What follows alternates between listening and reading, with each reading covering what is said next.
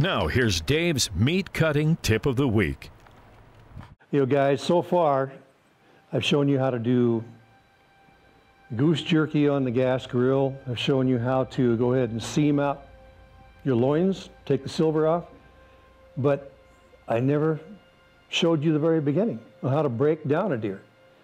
And from the time that I had the meat market, I finally realized that between the 4 meat markets that are in Rapid City, we probably cut up about 90% of the deer. So that means a lot of you guys don't know how to break down a deer to begin with, to even get to the point that we would seam out around. So I'm going to go ahead and we're going to do this today for you. First thing I'm going to do, guys, is I'm going to take the shoulders off and get this guy off here. Usually it's right up in here. You lay it down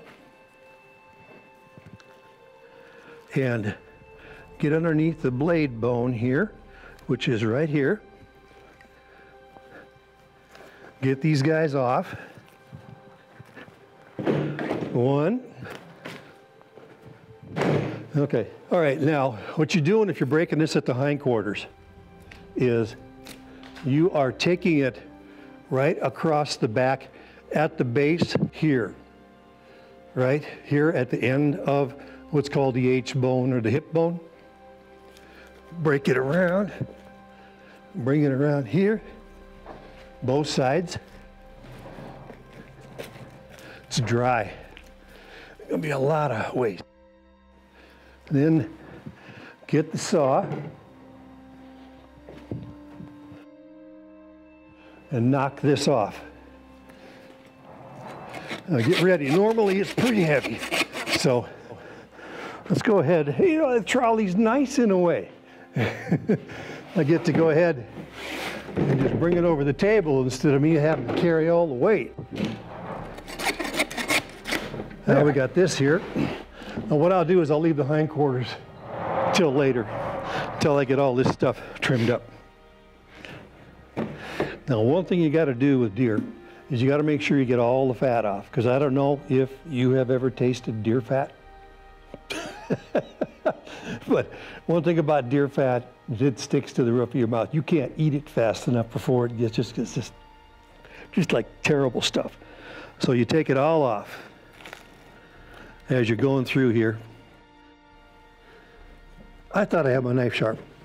Guys, I'm gonna have to take a break and sharpen my steak knife again.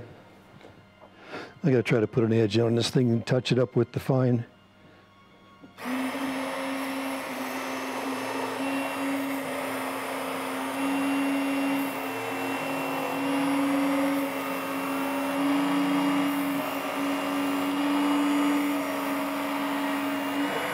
Okay, that should do it. So let's see how that, oh yeah, that's better. That's better.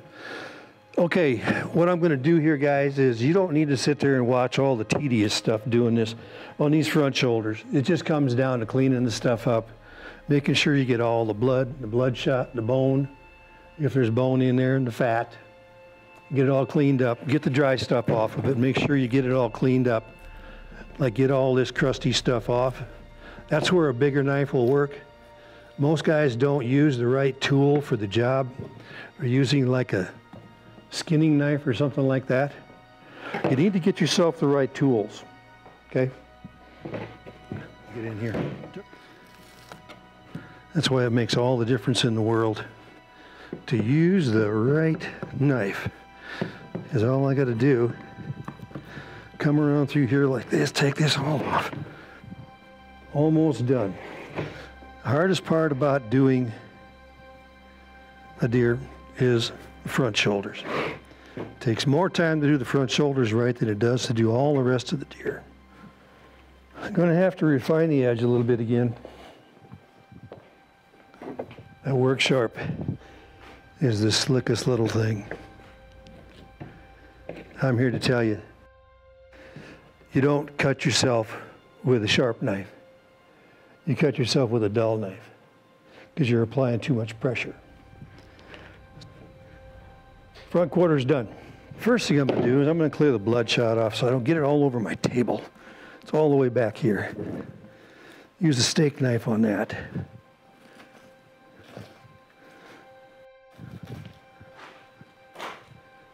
There was the first shot. Where was the second? Guess he shot him twice.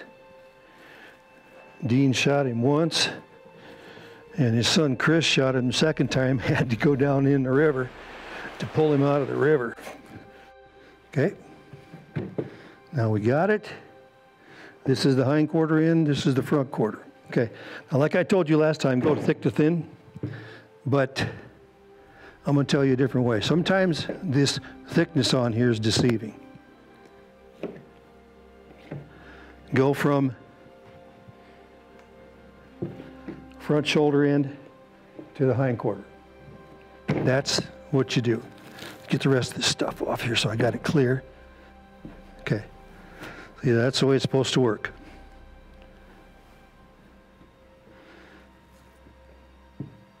Here we go.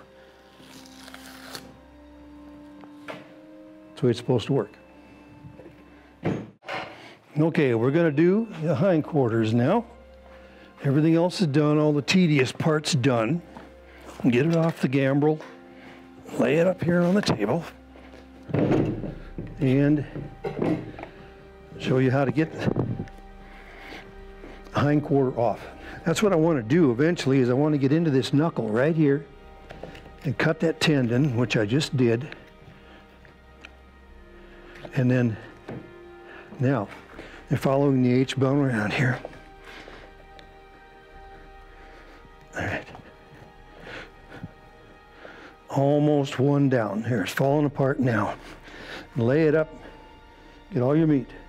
Lay it at an angle on this side, lay it up against the H-bone, get it all cut out. Now on this end here, it folds out and then goes back. So get around that little bone there. There we go. Folds out, like I said, comes out, go out, come around it, one down. Get around on the H-bone, follow it, get it, and maybe it'll lay open a little better. Okay.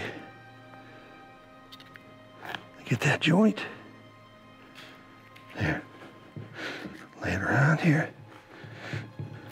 I try to be careful right in here so I don't destroy all this meat. There, I got in the back side of the joint. That's the hard part of the whole thing, is getting the joint. See your knuckle here? Usually what I do is, this is all shank meat up here. So I only go up to a certain point. I'll take my knife and I'll bring it over to the knuckle and turn it, and you'll lay it against the bone as you're coming down through here. Now we're about ready to start taking the bone all the way out here.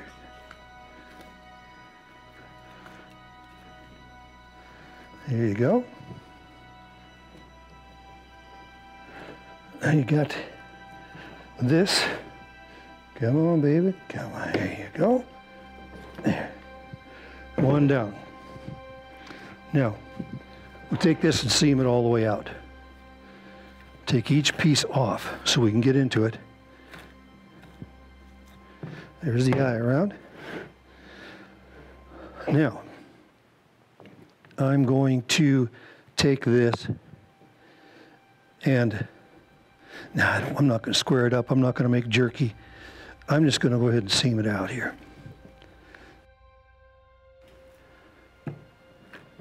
It's right here.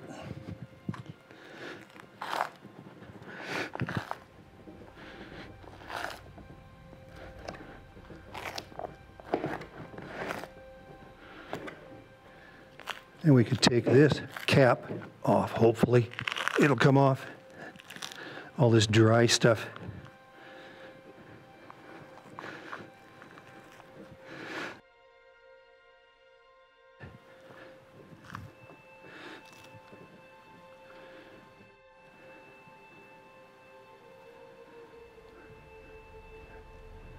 Okay. See, if you hit the right way on this, try one way, and if it doesn't work, turn it. Go the other way. Like you can see, I started here and started to tear, so I immediately quit and went up here. Now there you go. It just immediately comes off, the whole thing. Now, there's some more underneath here. Again, on this side. I'm just going to carve that off. Take all the fat off.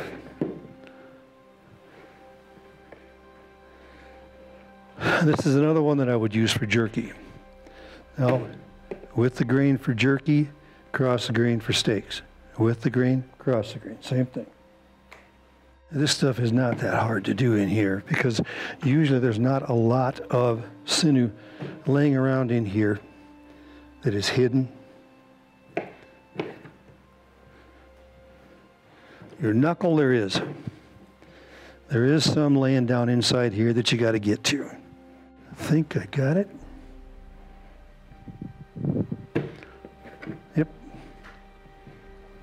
On that part of the knuckle anyway.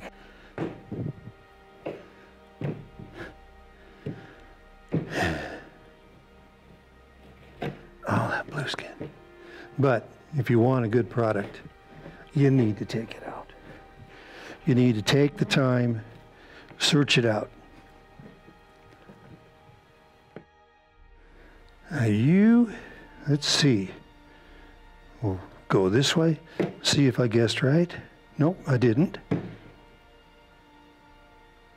Come back the other way. There it is.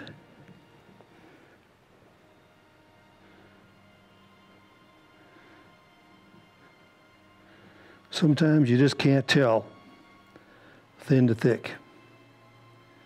Best thing to do is just grab an end. You got a 50-50 chance you got it right.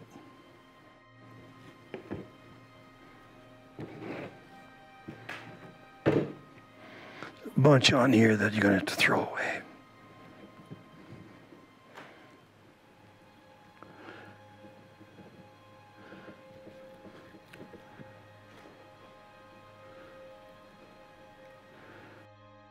See what I mean, guys? Skin your deer when you're ready to cut it. Skin your deer when you're ready to cut it. If you keep it cool, you're fine. It makes a lot more work for you cutting all that stuff off, where you could just be cleaning it up. I'd have been done already. Oop. Better save the tag. South Dakota, you're supposed to have that tag in the freezer with your deer. Well, guys, all we got left is 2 little bitty pieces of meat here on a deer. We're done.